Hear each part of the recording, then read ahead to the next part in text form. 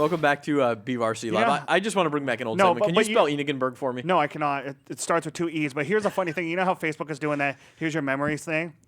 It popped up a couple weeks ago, that video that Lewis had Tucker do, and then he put it on our Facebook page. Yeah, I saw you put that up there, I yeah. was like, oh, come on, man. Einigenberg. Einigenberg. What would you have done if Einigenberg. your last name was Einigenberg instead of Horn? I probably would have eventually Like learned how to fourth grade, maybe you'd have gotten there. I don't know. Had an improved jump shot, maybe. Just call Maybe. me Ooh, Maybe. yeah. Yeah. My okay. hair wouldn't have gone from platinum blonde to brown. It would have stayed platinum blonde. I don't know. Your hair was platinum blonde when you were a Oh kid. my God, till I was like 9 or 10. I demand a picture. I'm not going to be here next week, but I demand a picture. Actually, I think I have one on my phone. All right. Okay.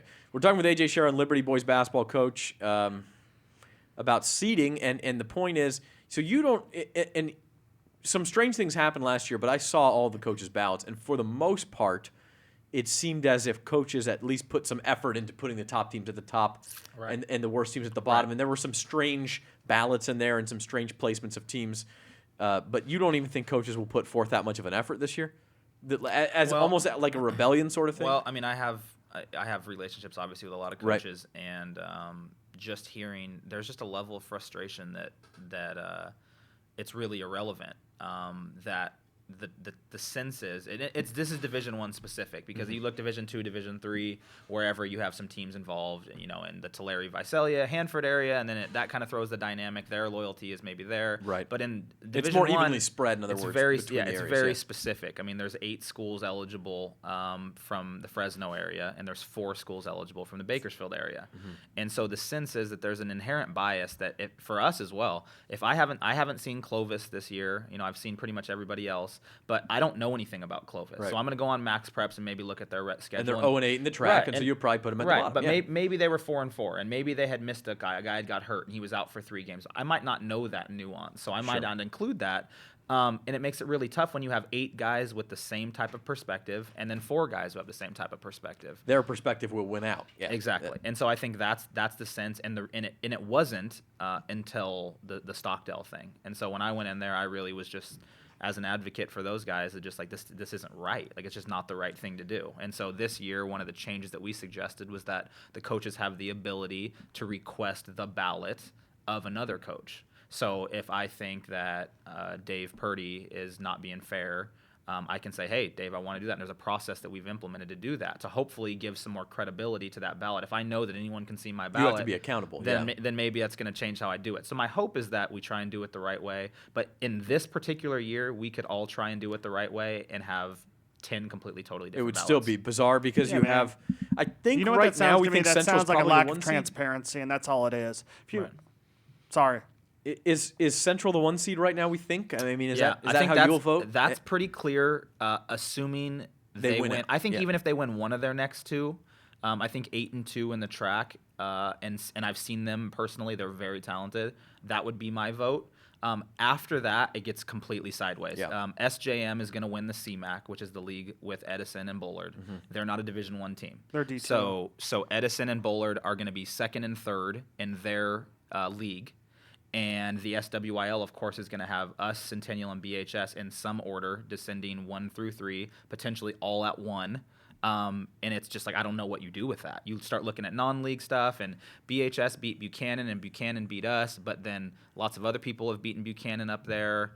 Centennial lost to But Clovis then North Buchanan without turned Malcolm. around and beat a lot of people up there in the last week and a half. Right, so it's Buchanan really is tough. really a wild card. And you spoke about San Joaquin Memorial being Division II. Have you ever seen Division II so stacked? I know you were an assistant coach on a team that played Garces in the final. That was a very, very good final, but I don't think it was that deep as it is this year. that year SJM was actually the number 1 seed. We were the 2, and I believe Garces was the 3. But yeah, it's ridiculous. I mean, Hanford and Ridgeview might be 2 of the top 4 teams in the Valley, 2 of the top 5 teams in the Lemoore Valley. and Both, Ridgeview? right? I like Hanford. Okay. I think Hanford come playoff time is going to be really good. Yeah. Lemoore's obviously very Well, talented. but SJM. to your point, Hanford might be the 4 or the 5 seed. Right. They might face Right. Ridgeview in the semifinals. I Right. mean, that's how crazy and it so is. it's brutal, and Ridgeview is obviously so talented and so good, and they're so motivated right now, and they run up, their best team runs up on a year with all this Right. what they're facing. Yeah. So it's tough, and I know Mike will have those guys ready, but But from Division I, it's down. We feel like Division I is down, so it's really up for the taking. We think there's probably 7 or 8 teams that could legitimately get there. Are you one of them? I think so. Yeah, You, I'd like to think you so. talk about how talented you are. I mean, is there a team you run up against that we just don't match up? Well, we don't match up well with anybody, to be honest with you. We don't play anybody over 6'2". Every player on our team is a guard. We don't have a single post player on our team. But that makes you a difficult matchup. It does, exactly. For them, So if quickness-wise. we can find a way to guard and rebound, our guard skills will win out offensively, usually. So I think Central is a bad matchup. They have a transfer from the Sacramento area, is a 6'6" post player, who I think would be Chris Seeley.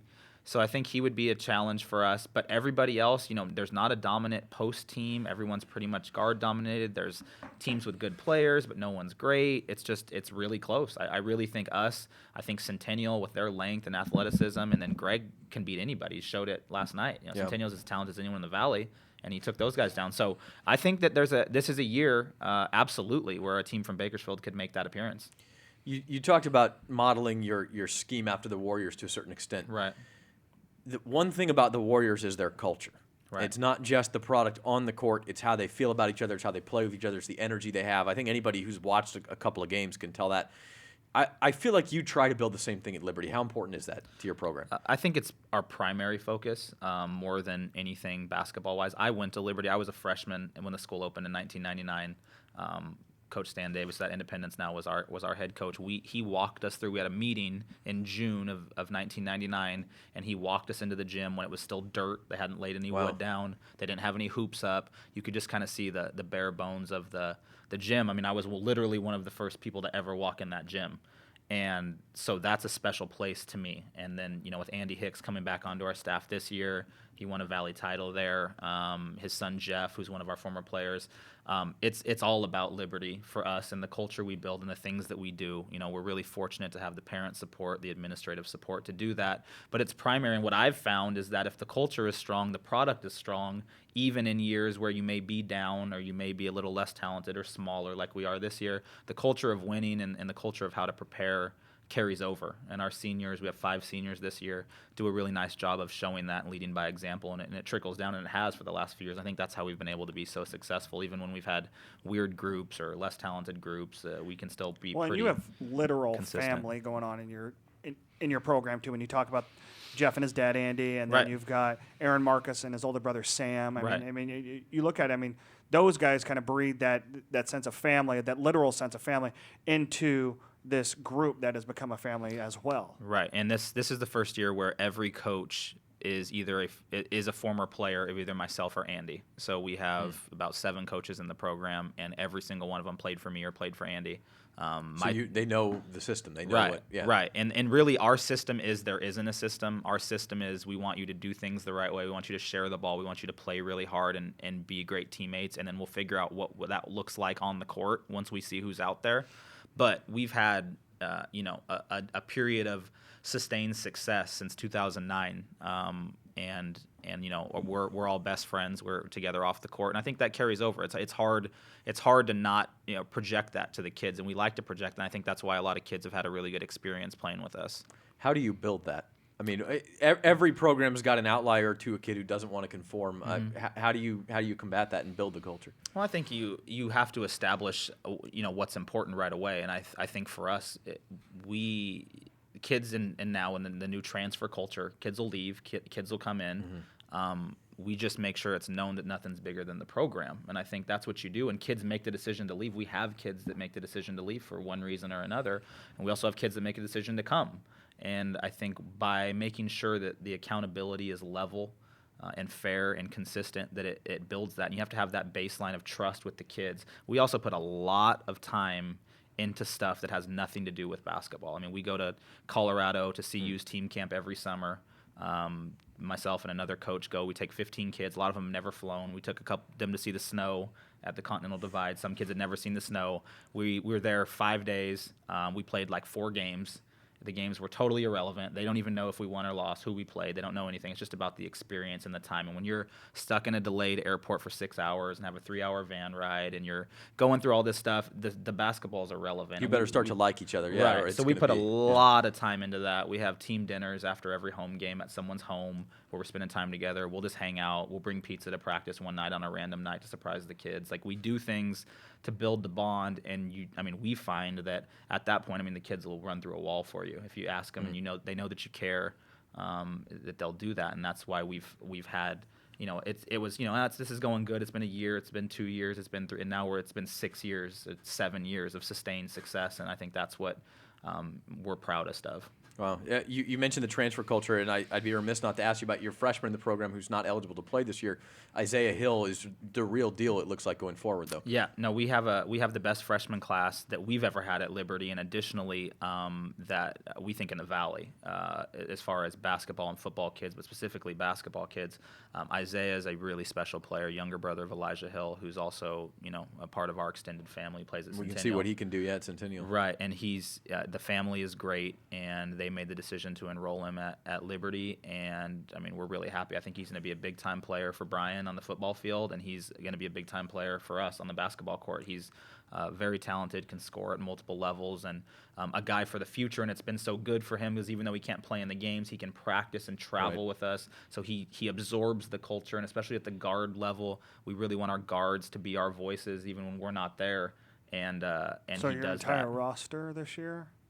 Yeah. Because you're all guards. Yeah, point guard, I should have said. But the rest of the freshman class is playing and playing well. So our freshman team I think is 19-3. Our JV team I think is 20-2. And then we have Kadar Waller, who's a freshman on our team in the rotation, and then of course Isaiah.